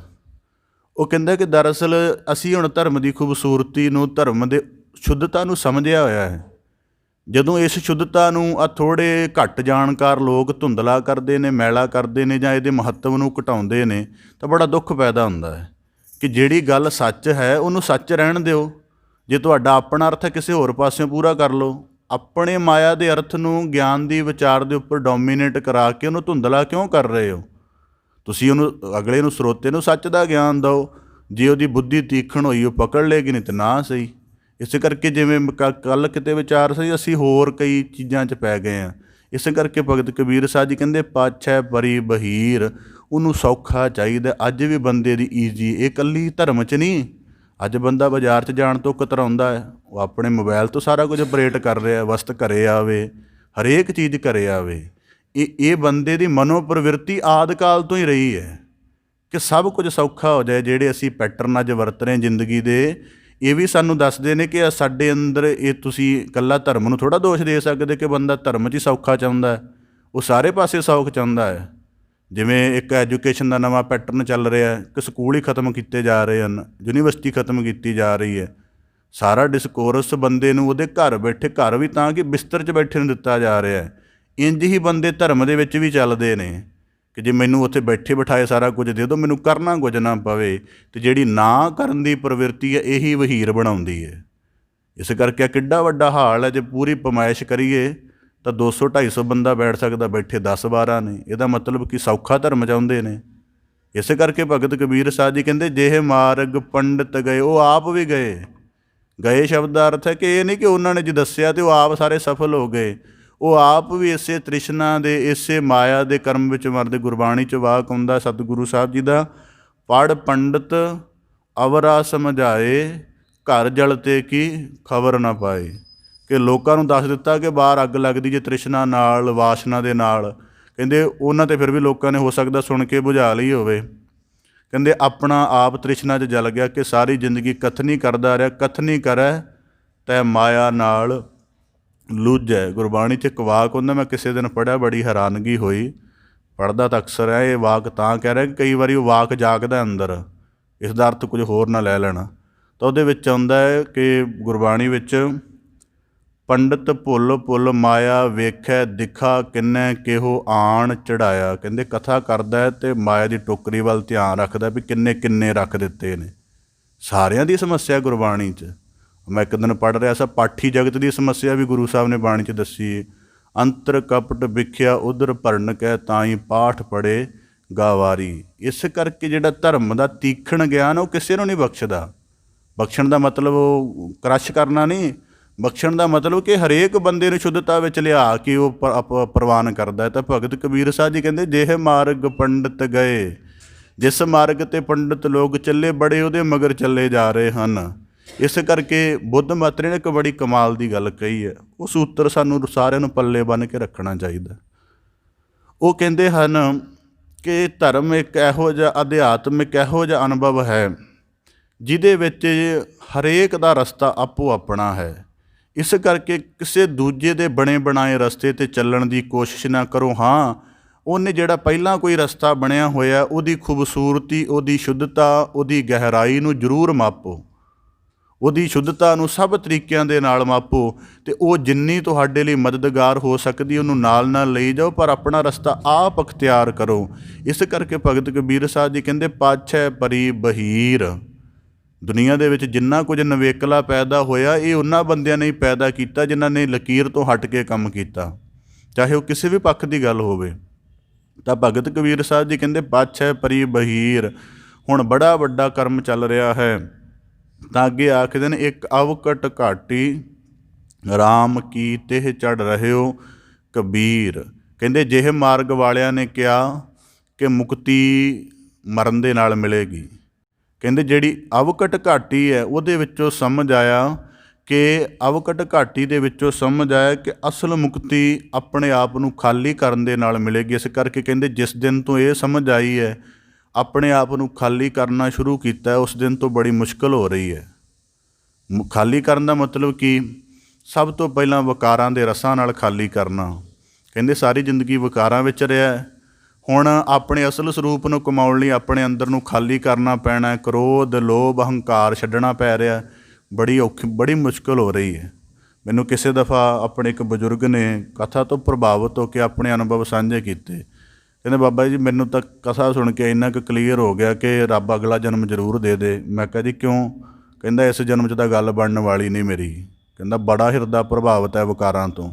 ਇਸ ਕਰਕੇ ਭਗਤ ਕਬੀਰ ਸਾਹਿਬ ਜੀ ਕਹਿੰਦੇ ਜਿੱਦਣ ਪਛਾਣ ਹੋ ਗਈ ਆਪਣੇ ਵਿਕਾਰਾਂ ਦੀ ਅਤੇ ਵਿਕਾਰਾਂ ਤੋਂ ਪ੍ਰਭਾਵਿਤ ਮਨ ਦੀ, ਹੁਣ ਇਹਨੂੰ ਖਾਲੀ ਕਰਨਾ ਕਹਿੰਦੇ ਬੜੀ ਮੁਸ਼ਕਿਲ ਹੋ ਰਹੀ ਹੈ। ਖਾਲੀ ਨਹੀਂ ਹੋ ਰਿਹਾ, ਬਾਰ-ਬਾਰ ਉਹ ਜਿਹੜੇ ਜਦੋਂ ਵਿਕਾਰਾਂ ਨੂੰ ਅੰਦਰੋਂ ਕੱਢਣ ਦਾ ਯਤਨ ਕਰਦਾ ਇਹ ਜ਼ਿਆਦਾ ਜ਼ੋਰ ਪਾ ਕੇ ਆਉਂਦੇ ਹਨ। ਫਿਰ ਕਹਿੰਦੇ ਅਵਕਟ ਘਾਟੀ ਰਾਮ ਕੀ। ਫਿਰ ਆਪਣੇ ਮਨ ਦੇ ਸ਼ੁੱਧ ਸਰੂਪ ਨੂੰ ਕਰਨ ਦੇ ਲਈ ਜਿਹੜਾ ਅਭਿਆਸ ਕਰਨਾ ਪੈਂਦਾ ਅੰਮ੍ਰਿਤ ਵੇਲੇ ਉੱਠ ਕੇ ਜਾਂ ਰੋਜ਼ਾਨਾ ਗੁਰੂ ਸ਼ਬਦ ਨਾਲ ਜੁੜ ਕੇ। ਕਹਿੰਦੇ ਜਦੋਂ ਉਹ ਕਰਦਾ ਉਦੋਂ ਵੀ ਉਹ ਲੂਣੀ ਸਿੱਲ ਚੱਟਣ ਵਰਗਾ ਲੱਗਦਾ। ਪਤਾ ਨਹੀਂ ਮੇਰੇ ਨਾਲ ਕਿੰਨਿਆਂ ਦੇ ਅਨੁਭਵ ਐਸੇ ਨੇ ਕਿ ਮਹੀਨਾ 2 ਮਹੀਨੇ ਉਹਨਾਂ ਨੇ ਸਿਮਰਨ ਅਭਿਆਸ ਕੀਤਾ, ਫਿਰ ਵਾਪਸ ਆ ਗਏ, ਕਹਿਣ ਲੱਗੇ ਜੀ ਇਹਦੇ ਵਿੱਚ ਤਾਂ ਕੋਈ ਮਜ਼ਾ ਹੀ ਨਹੀਂ ਹੈ, ਇਹਦੇ ਵਿੱਚ ਤਾਂ ਕੋਈ ਰਸ ਹੀ ਨਹੀਂ ਹੈ। ਬੜਿਆਂ ਨੇ, ਘੱਟੋ ਘੱਟ ਸੈਂਕੜਿਆਂ ਦੀ ਗਿਣਤੀ 'ਚ ਹੋਣਗੇ। ਤਾਂ ਉਹ ਇਸ ਕਰਕੇ ਹੁਣ ਉਹ ਅਨੁਭਵ ਕੀ ਹੈ ਕਿ ਉਹਦੇ ਤੋਂ ਅੱਗੇ ਇਸ ਕਰਕੇ ਤਾਂ ਕਰਕੇ ਕਿ ਜਦੋਂ ਅਭਿਆਸ ਵਿੱਚ ਜੁੜਦਾ, ਹੁਣ ਗੱਲ ਕੀ ਹੈ, ਸਾਡਾ ਨਾ ਸਰੀਰ ਮੈਲਾ ਹੋਵੇ ਨਾ ਤਾਂ ਸਾਨੂੰ ਝੱਟ ਪਤਾ ਲੱਗ ਜਾਂਦਾ ਕਿ ਸਾਡੇ ਸਰੀਰ ਦੇ ਕਿਸ ਹਿੱਸੇ ਵਿੱਚ ਮੈਲ ਹੈ। ਬਸਤਰ ਮੈਲਾ ਹੋਵੇ ਨਾ ਝੱਟ ਪਤਾ ਲੱਗ ਜਾਂਦਾ ਅਤੇ ਅਸੀਂ ਉਹਨੂੰ ਉਤਾਰ ਵੀ ਲੈਂਦੇ ਹਾਂ। ਸਾਡੇ ਮਨ ਦੀ ਅੰਤਰੀਵ ਮੈਲ ਦਾ ਪਹਿਲਾਂ ਤਾਂ ਪਤਾ ਨਹੀਂ ਲੱਗਦਾ।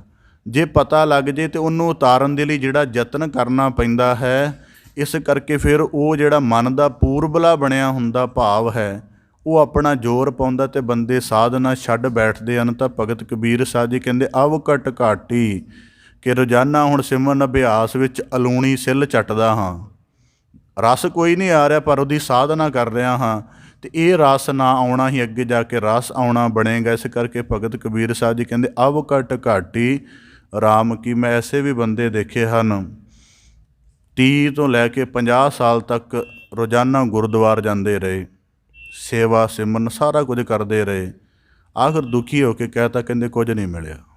ਐਸੇ ਵੀ ਦੇਖੇ ਹਨ। ਬੜਾ ਉਹਨਾਂ ਦੇ ਅਨੁਭਵ 'ਚੋਂ ਬੜਾ ਕੁਝ ਸਿੱਖਣ ਨੂੰ ਮਿਲਦਾ। ਕਿਉਂ ਨਹੀਂ ਮਿਲਿਆ? ਕਿ ਆਪਣਾ ਸਮੁੱਚਾ ਜੀਵਨ ਸ਼ਬਦ ਦੇ ਅਨੁਭਵ ਦੇ ਵਿੱਚ ਨਹੀਂ ਪਾਇਆ। ਅਸੀਂ ਵੀ ਨਹੀਂ ਪਾਉਂਦੇ, ਅਸੀਂ ਉਹਦੀ ਗੱਲ ਤਾਂ ਮੈਂ ਪ੍ਰਮਾਣ ਸਰੂਪ ਰੱਖੀ, ਅਸੀਂ ਵੀ ਨਹੀਂ ਪਾਉਂਦੇ। ਅਸੀਂ ਵੀ ਗੁਰੂਦੁਆਰ ਦਾ ਮਤਲਬ ਆਪਣੀ ਕਾਮਨਾ ਪੂਰਤੀ ਰੱਖੀ ਹੋਈ ਹੈ। ਕਾਮਨਾ ਵਾਲੇ ਬੰਦੇ ਗੁਰੂ ਘਰ ਨੂੰ ਬਾਜ਼ਾਰ ਬਣਾ ਕੇ ਰੱਖ ਦਿੰਦੇ ਨੇ। ਭੇਟ ਦਿੱਤੀ, ਅਰਦਾਸ ਕਰਵਾਈ। ਬੜਾ ਦੁੱਖ ਹੁੰਦਾ ਜਦੋਂ ਇਸ ਤਰ੍ਹਾਂ ਦਾ ਵਰਤਾਰਾ ਦੇਖੀਦਾ। ਤਾਂ ਇਸ ਕਰਕੇ ਕਿ ਧਰਮ ਤਾਂ ਤੁਹਾਨੂੰ ਕਿਸੇ ਉਚਾਈ 'ਤੇ ਲਿਜਾਣਾ ਚਾਹੁੰਦਾ ਹੈ। ਤੁਸੀਂ ਹੁਣ ਜਿਵੇਂ ਅਸੀਂ ਆ ਗੁਰਬਾਣੀ ਦਾ ਕੱਲ੍ਹ ਅਸੀਂ ਗੁਰਿਆਈ ਪੁਰਬ ਮਨਾਇਆ। ਇੱਕ ਤਾਂ ਹੈ ਕਿ ਸਿੱਖ ਗਿਆਨ ਦੀ ਵਿਚਾਰ ਦੇ ਨਾਲ ਸ਼ਬਦ ਦੇ ਅਨੁਭਵ ਨਾਲ ਜੁੜ ਜਾਏ ਅਤੇ ਉਹ ਜੀਵਨ ਦੀ ਇੰਨੀ ਉਚਾਈ 'ਤੇ ਚੱਲ ਜਾਏ ਵੀ ਕੋਈ ਚੀਜ਼ ਉਹਨੂੰ ਆਪਣੀ ਨਿਵਾਣਤਾ ਦੇ ਹੇਠਾਂ ਲਿਆ ਨਾ ਸਕੇ। ਇਹ ਅਸਲ ਹੈ। ਪਰ ਅਸੀਂ ਇਸ ਅਸਲ ਨੂੰ ਛੱਡ ਕੇ ਕਹਿੰਦੇ ਹਾਂ ਕਿ ਚੀਜ਼ ਸਾਡੇ ਅਨੁਸਾਰ ਆ ਜਾਏ। ਸਾਨੂੰ ਜਿੰਨੇ ਅਰਥ ਚਾਹੀਦੇ ਨੇ ਬਾਣੀ ਪੜ੍ਹਨ ਦੇ ਉਹ ਚਾਹੀਦੇ ਨੇ, ਜਿੰਨਾ ਸਾਨੂੰ ਕੋਈ ਸੰਸਾਰਕ ਲਾਭ ਚਾਹੀਦਾ ਉਹ ਚਾਹੀਦਾ, ਦੂਜਾ ਨਹੀਂ ਚਾਹੀਦਾ। ਗੁਰੂ ਜਿੱਡੀ ਵੱਡੀ ਉਸ ਜੀਵਨ ਦੀ ਸਾਨੂੰ ਬਾਤ ਪਾ ਕੇ ਦੱਸਦਾ, ਅਸੀਂ ਉਹਦੇ ਅਨੁਸਾਰ ਹੋਣਾ ਹੀ ਨਹੀਂ ਚਾਹੁੰਦੇ। ਤਾਂ ਕਰਕੇ ਭਗਤ ਕਬੀਰ ਸਾਹਿਬ ਜੀ ਕਹਿੰਦੇ ਪਾਛੈ ਪਰੀ ਬਹੀਰ ਮਗਰ ਲੱਗ ਜਾਂਦੀ ਹੈ, ਕਿਉਂਕਿ ਇਹਨੂੰ ਗਿਆਨ ਦੀ ਸਮਝ ਨਹੀਂ ਕੰਮ ਕਰਨੀ ਹੁੰਦੀ। ਮੈਂ ਕੁਝ ਦਿਨ ਪਹਿਲਾਂ ਦਾ ਅਨੁਭਵ ਆਪ ਦੇ ਸਨਮੁਖ ਰੱਖਾਂ। ਮੇਰੇ ਨਿਕਟ ਕਿਤੇ ਨਗਰ ਬਹੁਤ ਵੱਡਾ ਸਮਾਗਮ ਹੋਇਆ। ਉਸ ਤੋਂ ਬਾਅਦ ਉੱਥੇ ਇੱਕ ਕਥਾਵਾਚਕ ਨੇ ਮੇਰੇ ਨਾਲ ਅਨੁਭਵ ਸਾਂਝਾ ਕੀਤਾ। ਕਹਿਣ ਲੱਗਾ, ਬਾਬਾ ਜੀ ਲਾਲਾ ਲਾਲਾ ਹੀ ਅੱਜ ਕੱਲ੍ਹ ਸਾਰੇ ਪਾਸੇ, ਕੋਈ ਗਿਆਨ ਦੀ ਗੱਲ ਨਹੀਂ, ਉਹ ਬਸ ਇਹੀ ਪਿਆ ਚੰਗਾ ਟੈਂਟ ਸਾਊਂਡ, ਸੰਗਤ ਦਾ ਲੰਗਰ ਦੀ ਭਰਪੂਰਤਾ ਹੋਵੇ, ਗਿਆਨ ਦੀ ਗੱਲ ਰੁਪਈਏ ਦੀ ਨਹੀਂ ਉੱਥੇ।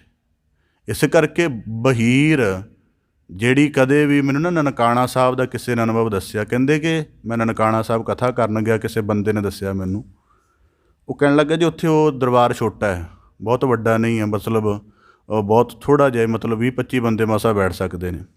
ਕਹਿੰਦੇ ਉੱਥੇ ਮੈਂ ਕਥਾ ਕਰ ਲਈ ਅਤੇ ਬਾਹਰ ਮੈਂ ਨਿਕਲਿਆ, ਮੈਂ ਕਿਸੇ ਸਿੱਖ ਨਾਲ ਗੱਲ ਕੀਤੀ। ਮੈਂ ਕਿਹਾ ਜੀ ਇਹ ਦਰਬਾਰ ਬੜਾ ਛੋਟਾ ਹੈ ਅਤੇ ਥੋੜ੍ਹਾ ਵੱਡਾ ਹੋਣਾ ਚਾਹੀਦਾ। ਕਹਿੰਦੇ ਮੈਨੂੰ ਉਹਨਾਂ ਨੇ ਬੜੀ ਅੱਗੋਂ ਕਮਾਲ ਦੀ ਗੱਲ ਕਹੀ ਕਿ ਜਿਹੜੀ ਗਿਆਨ ਦੀ ਗੱਲ ਹੈ ਨਾ, ਜਿਹੜੀ ਤੱਤ ਦੀ ਗੱਲ ਹੈ, ਉਹ ਇੰਨਿਆਂ ਕੁ 'ਚ ਹੀ ਹੋ ਸਕਦੀ ਹੈ। ਇਸ ਕਰਕੇ ਇਹ ਦਰਬਾਰ ਐਡਾ ਕੁ ਤਾਂ ਰੱਖਿਆ ਕਿ ਇਹਦੇ 'ਚ ਇੰਨੇ ਕੁ ਬਹਿ ਸਕਣ ਅਤੇ ਇੰਨਿਆਂ ਕੁ ਦੀ ਹੀ ਇਕਾਗਰਤਾ ਬਣਦੀ ਹੈ, ਬਾਕੀਆਂ ਦਾ ਤਾਂ ਆਪਣੇ ਰੌਲਾ ਚੱਲਦਾ ਰਹਿੰਦਾ। ਇਸ ਕਰਕੇ ਭਗਤ ਕਬੀਰ ਸਾਹਿਬ ਜੀ ਕਹਿੰਦੇ, ਪਾਛੈ ਪਰੀ ਬਹੀਰ, ਸਭ ਤਰ੍ਹਾਂ ਦੀ ਸੁਗਮਤਾ ਬੰਦੇ ਲੱਭਦੇ ਨੇ ਧਰਮ ਦੇ ਵਿੱਚ, ਆਪਣੀ ਕਾਮਨਾ ਨੂੰ ਵੀ ਗੁਰੂ ਸਭ ਤਰ੍ਹਾਂ ਦਾ ਦਖਲ ਦਿਵਾ ਲੈਂਦੇ ਹਨ। ਇਸ ਕਰਕੇ ਭਗਤ ਕਬੀਰ ਸਾਹਿਬ ਜੀ ਕਹਿੰਦੇ, ਇੱਕ ਆਵ ਘਟ ਘਾਟੀ ਹੁਣ ਸਿਮਰਨ ਅਭਿਆਸ ਵਿੱਚ ਲੱਗਿਆ। ਰੋਜ਼ਾਨਾ ਜਿਹੜੇ ਮਨ ਦੇ ਸੰਸਕਾਰ ਫਿਰ ਜ਼ੋਰ ਮਾਰਦੇ ਨੇ ਅਤੇ ਹਟਾਉਂਦੇ ਹਨ। ਕਹਿੰਦੇ ਪਰ ਫਿਰ ਵੀ ਚੱਲ ਰਿਹਾ ਹਾਂ।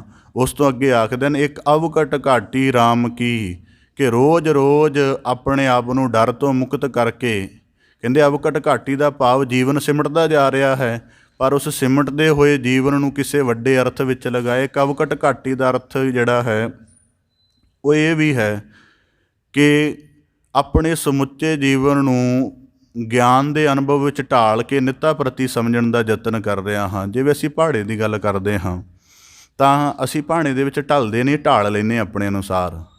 ਢਲਣ ਦਾ ਭਾਵ ਕੀ ਹੈ ਕਿ ਜਿਹੜੀ ਕੋਈ ਦੁੱਖ ਰੂਪ ਹੈ, ਅਸੀਂ ਦੁੱਖ ਦਾ ਜਸ਼ਨ ਨਹੀਂ ਬਣਾਉਂਦੇ, ਅਸੀਂ ਦੁੱਖ ਦਾ ਨਿਵਾਰਨ ਬਣਾ ਲੈਂਦੇ ਹਾਂ। ਦੁੱਖ ਨੂੰ ਕਦੀ ਅੰਮ੍ਰਿਤ ਨਹੀਂ ਬਣਾਉਂਦੇ, ਦੁੱਖ ਨੂੰ ਅਸੀਂ ਰੋਸ ਬਣਾ ਲੈਂਦੇ ਹਾਂ। ਇਸ ਕਰਕੇ ਭਗਤ ਕਬੀਰ ਸਾਹਿਬ ਜੀ ਕਹਿੰਦੇ, ਅਵ ਘਟ ਘਾਟੀ, ਕਿ ਆਪਣੇ ਜੀਵਨ ਦੇ ਹਰੇਕ ਅਨੁਭਵ ਨੂੰ ਗੁਰੂ ਸ਼ਬਦ ਨਾਲ ਜੋੜ ਕੇ ਅਤੇ ਉਹਦੀ ਰਮਝ ਸਮਝਣ ਦਾ ਯਤਨ ਕਰ ਰਹੇ, ਅਤੇ ਇਹ ਬੜੀ ਔਖੀ ਹੈ। ਮੈਂ ਕਈ ਦਫਾ ਸੋਚਦਾ ਕਿ ਸਿੱਖ ਦਾ ਜੀਵਨ ਕਿੰਨਾ ਔਖਾ ਹੈ। ਅਸੀਂ ਬਾਣੀ ਪੜ੍ਹਦੇ ਹਾਂ ਰੋਜ਼ਾਨਾ, ਜੇ ਬੰਦੇ ਦੀ ਸੁਰਤ ਜਾਗ ਜਾਵੇ ਨਾ ਤਾਂ ਉਹ ਬਹੁਤ ਔਖਾ ਹੋ ਜਾਂਦਾ ਉਹਦੇ ਲਈ। ਗੁਰਬਾਣੀ 'ਚ ਵਾਕ ਆਉਂਦੇ ਨੇ, ਨਾਨਕ ਹੁਕਮੈ ਜੇ ਬੁੱਝੈ ਤਾਂ ਹਉਮੈ ਕਹੈ ਨਾ ਕੋਏ। ਰੋਜ਼ ਕਿੰਨੀ ਦਫਾ ਅਸੀਂ ਪੜ੍ਹਦੇ ਜਾ ਰਹੇ ਹਾਂ। ਹਉਮੈ ਦੇ ਵੀ ਝਗੜਾ ਸਾਡਾ ਬਣਿਆ ਹੋਇਆ ਹੈ, ਹੁਕਮ ਦੀ ਵੀ ਸੂਝ ਨਹੀਂ ਆ ਰਹੀ। ਫਿਰ ਉਹਦਾ ਮਤਲਬ ਕੀ ਹੈ ਕਿ ਅਸੀਂ ਬਹੀਰ ਵਾਲਾ ਕਰਮ ਕਰ ਰਹੇ ਹਾਂ, ਅਸੀਂ ਉਹਦੇ ਅੰਦਰ ਦਖਲ ਹੋਣ ਦੀ ਕੋਸ਼ਿਸ਼ ਨਹੀਂ ਕਰ ਰਹੇ। ਹੁਣ ਟੀਕਾ ਫੁੱਲੋਗੇ ਤਾਂ ਉਹਦੇ ਵਿੱਚ ਲਿਖਿਆ, ਜਿਸ ਮਾਰਗ 'ਤੇ ਪੰਡਿਤ ਗਏ ਲੋਕ ਵੀ ਚਲੇ ਗਏ। ਹੁਣ ਜਿਹੇ ਮਾਰਗ ਕੀ ਹੈ, ਇਹਦੀ ਸੋਝੀ ਤਾਂ ਵਿਆਖਿਆ 'ਚੋਂ ਹੀ ਆਏਗੀ, ਹੋਰ ਤਾਂ ਕੋਈ ਸਾਧਨ ਹੈ ਨਹੀਂ ਕਿ ਜਾਂ ਤੁਹਾਨੂੰ ਕਿਤੇ ਮਿਲ ਜਾਏਗੀ।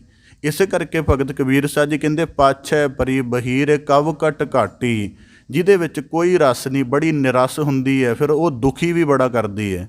ਇਸ ਕਰਕੇ ਧਰਮ 'ਚ ਜਿਹੜੇ ਜਾਗੀ ਸੁਰਤ ਵਾਲੇ ਬੰਦੇ ਨੇ, ਉਹ ਉਹਨਾਂ ਦੇ ਅੰਦਰ ਇੱਕ ਖਾਸ ਤਰ੍ਹਾਂ ਦੀ ਨਿਰਾਸ਼ਾ ਵੀ ਪਈ ਰਹਿੰਦੀ ਹੈ। ਉਹਦਾ ਮਤਲਬ ਕੀ ਹੁੰਦਾ ਹੈ ਕਿ ਉਹਨਾਂ ਨੂੰ ਆਦਰਸ਼ ਪਤਾ ਲੱਗ ਗਿਆ ਹੁੰਦਾ ਹੈ, ਯਤਨ ਵੀ ਪੂਰਾ ਕਰ ਰਹੇ ਹੁੰਦੇ ਨੇ, ਪਰ ਕਈ ਵਾਰੀ ਯਤਨ ਉਹਨਾਂ ਦਾ ਆਦਰਸ਼ ਤੱਕ ਪੁੱਜਣ ਦੇ ਵਿੱਚ ਮਦਦ ਨਹੀਂ ਕਰਦਾ ਜਾਂ ਪੂਰੀ ਤਰ੍ਹਾਂ ਬਣ ਨਹੀਂ ਆਉਂਦਾ। ਇਸ ਕਰਕੇ ਭਗਤ ਕਬੀਰ ਸਾਹਿਬ ਜੀ ਕਹਿੰਦੇ, ਅਵ ਘਟ ਦਾ ਭਾਵ ਕੀ ਹੈ ਕਿ ਬਾਹਰੀ ਕਰਮ ਸੌਖਾ, ਮੈਂ ਉਹਨੂੰ ਛੱਡਤਾ ਹੈ।